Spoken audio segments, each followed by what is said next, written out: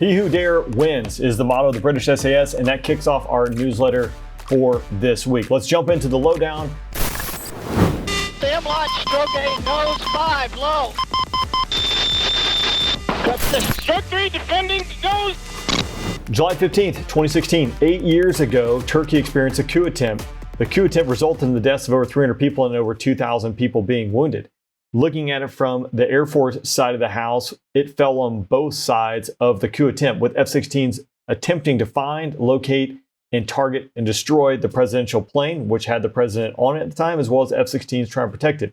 Coup plotters used F-16s to target strategic location and conduct low shows of force with sonic booms, trying to disrupt and overthrow the government. Ultimately, they failed. Loyalists quickly responded and were able to recapture air bases and stop the coup attempt. But if you remember, Turkey was in the F-35 program at the time. They were slated to get their first F-35s in the next couple of years. In fact, they had already sent 1 or 2 pilots to the United States to begin training in the F-35.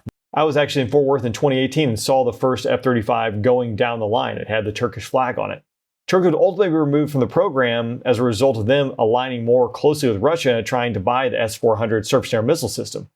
Why is this a big deal? Why was that the ultimate kill shot? We can't have the S-400 system, which is going to be supported by the Russians, that's collecting data on a daily basis if Turkey is flying F-35s, as well as utilizing the S-400 system. So those things are just incompatible.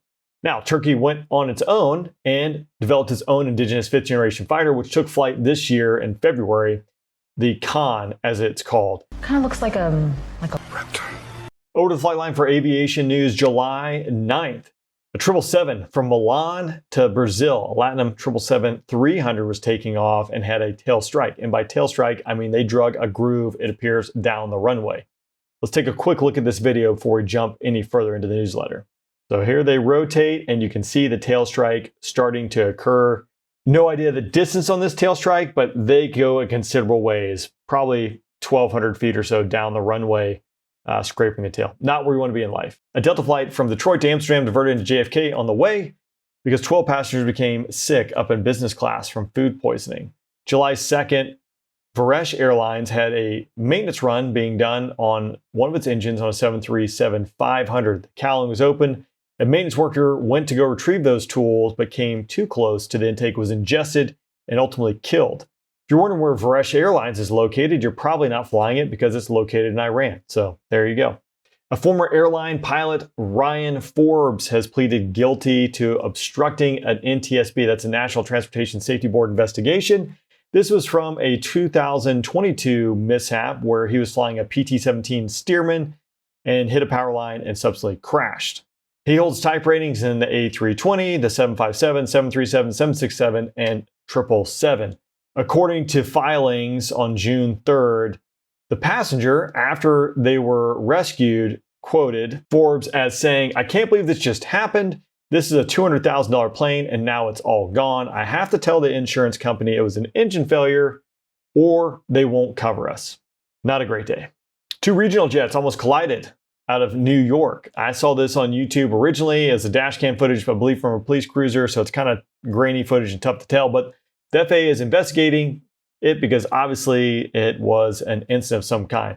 Sounds like it stems from aircraft landing and one taking off. The aircraft landing appears to have questioned its landing clearance, so I'm guessing those pilots, since they didn't have enough distance between the aircraft taking off ahead of them and the one landing, they initiated a go-around after being directed to cancel their landing clearance while the aircraft on the runway began its takeoff roll. So you have one rolling down the runway and one going around, and they're climbing into one another. That's a terrible example, but they're both climbing into one another. So you can see where that creates some spicy situations. Boeing is just knocking it out of the park yet again. NASA astronauts on the Boeing Starliner are now approaching day 40 of their originally planned 8-day journey into space. The NASA astronauts have been stranded in orbit due to technical difficulties, but remain confident that Boeing will fix the issue. Speaking of fixing issues, let's talk about today's sponsor, Aurora. We really don't want to get to the point where we have to fix our credit because our identity has been stolen. I am never going to financially recover from this. Aurora does a great job going out there and protecting you out there in the digital space. We give our information to companies each and every day. I was the recent recipient of the good news that my data was part of the Ticketmaster data breach, where over 560 million customers had their information stolen by hackers. How did I find out about this? It wasn't from Ticketmaster, but it was from Aurora, who notified me that my information was out there on the dark web as a result of this data breach. Now, fast forward 2 months, Ticketmaster has finally come around and sent an email out this week saying, hey, oh, by the way, your information was leaked. We're sorry. My bad. Aurora gives me that peace of mind knowing that if my information does get out there in a data breach, I'm going to be notified.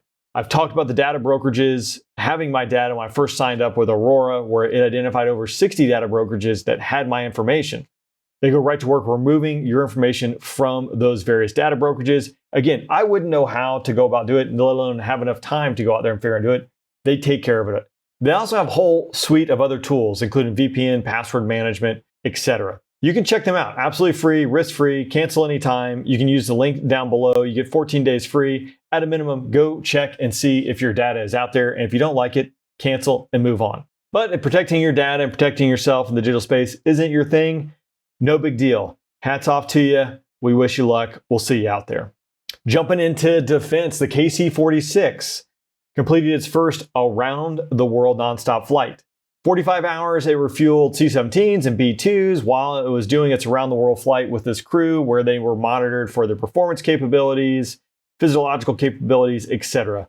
Now I have General Minahan scheduled to come on the podcast at the end of this month, which will be interesting to talk to him about, obviously, the Pacific fight, how AMC fits into this piece, because it's a big puzzle. It's a big problem set to go out there and solve. So it'll be interesting to have him on the podcast. The Pentagon will continue to develop the new ICBM upgrade program. This hit the pause button because of a Nunn-McCurdy breach. I have a link to the Afterburn podcast blog where it gives some more insight into Nunn-McCurdy breach and what that is. But it required Congress to review and give it the green light. Originally scheduled in about $77 billion. The program's already at $160 billion. There's a lot of things that go into it. Like, for instance, back in the day when we buried all these silos out in the West, there weren't towns and people. Now there's a bunch of people in town, so you're dealing with a whole lot of red tape, whole lot of real estate issues, a whole slew of things trying to go through not only upgrading the equipment, which is incredibly technical and complicated, but also just the admin or the logistics piece of upgrading these sites that now have towns and people in between them and around them, etc. Also of note, I just completed a visit up to Y-12 complex up in Oak Ridge, where all of our nuclear secondaries from World War II on were generated out of. So I have an episode or several episodes that are coming out. Look for those towards the end of August, beginning of September as I go through and edit those. All right, we're knocking it back on with F-35 deliveries. You might say, hey, I thought we were always just delivering F-35s. Well, no, in fact, F-35s have been stacking up in the parking lot out there in Fort Worth. And this is a result of issues with the TR-3 upgrade to F-35, which absolutely brings more capabilities and enhancements to the F-35. The Pentagon has approved a truncated version of TR-3. Initially, these jets will be used for training, and by 2025, they say they will be fully combat capable.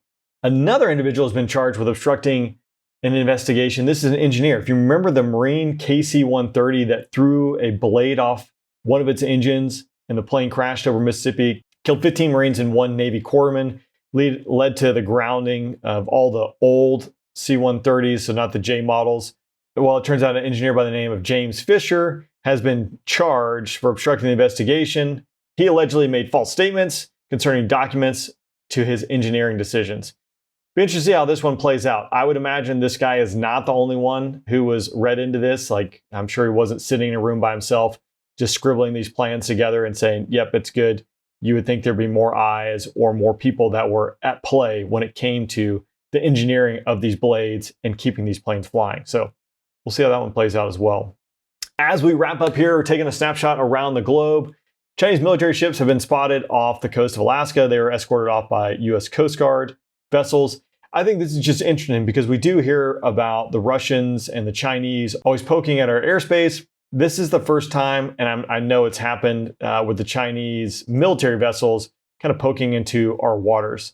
Not uncommon to have Chinese ships, etc., up and down the coast. Obviously, there's ships that are delivering goods, etc., but also there's ships that go up and down the coast that maybe don't look like warships that are doing things as well that would Kind of feeling Cold War-esque around here as all these things are popping up, but Russia sent the frigate as well as a nuclear submarine to Cuba, and it is showcasing the strengthening ties, or the renewed strengthening ties between Russia and Cuba. You start looking back at history and seeing all the conflicts go. I know I'm guilty when I think about World War II, realizing that these things play out over years and even decades coming together and boiling over with a single event or a couple significant events. Crazy times, it seems like. But again, who knows? I hope everyone's doing well. If you want a copy of the newsletter, click the link down below. It's free. See you next time.